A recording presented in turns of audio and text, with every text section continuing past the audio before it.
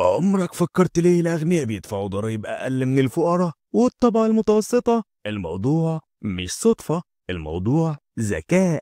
الموظف يا صديقي دخله بيتخصم منه الضريبة قبل ما حتى يشوف المرتب، لكن رجل الأعمال شركته بتصرف الأول عربيات وسفر ومعدات ورواتب، وبعدها الضريبة بتكون على الباقي بس.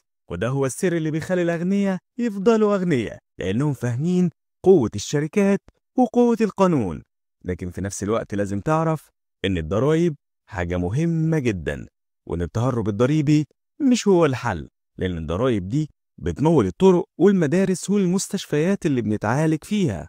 والحل يا صديقي إنك لو عايز تستفيد زي الأغنياء، افتح شركتك وابني عملك الخاص واستغل المزايا اللي القانون بيمنحها للشركات. ولو عايز تعرف القصة كاملة، شوف الحلقة كاملة على قناتنا من هنا. وما تنساش تشترك في القناة وتفعل الجرس وتشاركنا برأيك في التعليقات عشان الكل يستفيد. ما هو أنا برضو مش هستفيد وحدي. سلام.